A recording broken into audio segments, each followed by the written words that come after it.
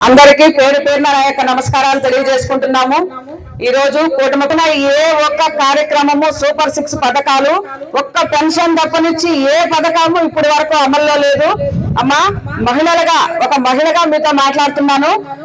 మీరే మాట్లాడాలి నాతో. ఇప్పుడు మీకు అమ్మఒడి వస్తుందా లేదా? 5 సంవత్సరాలు మన జగనన్న పిల్లలు వస్తుందా లేదా? ఇప్పుడు తల్లికి వందనం అని చెప్పారు.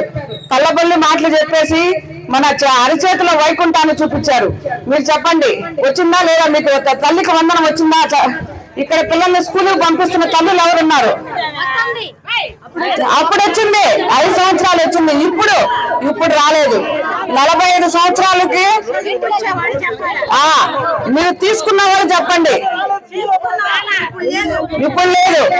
మళ్ళీ 45 సంవత్సరాల వాళ్ళకి 1500 రూపాయలు ప్రతి నెలలో వేస్తానని ఎలక్షన్లకు ముందు చెప్పారు కూటమి ప్రభుత్వం. ఇప్పుడు వస్తుందా? మీకు ఎవరికైనా అకౌంట్ లో పడినాయా? లేదు. ఉచిత ఆర్టీసీ బస్సు అన్నారు. ఎప్పుడైనా మీరు ఎక్కారా? చెప్పిన మాట ఎవరు నిలబెట్టుకునేది ఎవరు? ఒక మన జగనన్న మాత్రమే. మహిళలు మహారాణులాగా ఉన్నాం. మనం ఉన్నామా లేదా? తర్వాత వచ్చి మళ్ళీ ఇంకొక పెన్షన్ మాత్రమే వస్తుంది. ఇంకా మీరు ఇవాళ చెప్పిన ఏ పథకము రైతులకు 20,000 అన్నారు. ఒక్కరికైనా ఒక్క రైతుకైనా 20,000 పడిందా?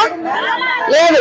మన జగనన్న ప్రభుత్వంలో ప్రతి సంవత్సరం క్రమం తప్పకుండా 13,500 రూపాయలు ప్రతి రైతు అకౌంట్ లో పడేది. కానీ ఇప్పుడు పంటల ధర చూస్తుంటే చాలా పడిపోయింది. మన జగనన్న ప్రభుత్వంలో దాదాపు 2,400, 2,500 ఉన్న బస్తా ధర ఇప్పుడు 1,400 పడిపోయింది.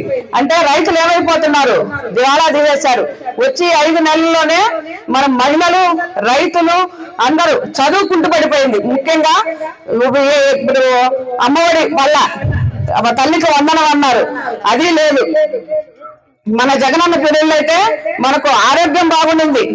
ప్రతి నెలలో ఒక పండగ వాతావరణంలో ప్రతి పల్లెలో మనం జరుపుకుంటున్నాము. జగనన్న ఆరోగ్య సురక్ష జరుపుకున్నాం. జగనన్న మనకు ఎందుకు కావాలంటే అనే ప్రోగ్రాం జరుపుకున్నాం.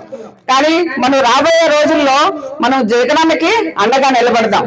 మన మహిళలందరం కలిసి ఇప్పుడు బెల్ట్ షాపుల మీద ఒక 2 మాటలు మాట్లాడుతున్నాను. ఇప్పుడు దూరంగా ఉన్నట్లయితే అక్కడికి పోయి తీసుకోవడం వేలు. మన ఇళ్ల మధ్యలోనే దాదాపు మన మండలంలో 112 షాపులు ఉన్నాయా లేదా? దీనివల్ల మన మహిళల్ని బాధపడుతున్నాం. ఇంట్లో మనశ్శాంతి ఉండదు. ఆర్థికంగా మన ఆరోగ్యపరంగా నష్టపోతున్నాం. పిల్లల చదువులు నష్టపోతున్నాయి. మనకు వ్యతిరేకంగా మేమిద్దరం కలిసి హైకోర్టులో దాన్ని పిల్లేసాం. మనకు అనుకూలంగా వచ్చింది. ఎక్కడ బెల్ట్ షాపులు ఉన్నా మాకు తెలియజేస్తే మేము పోలీస్ స్టేషన్ లో కంప్లైంట్ ఇస్తాం. అందరము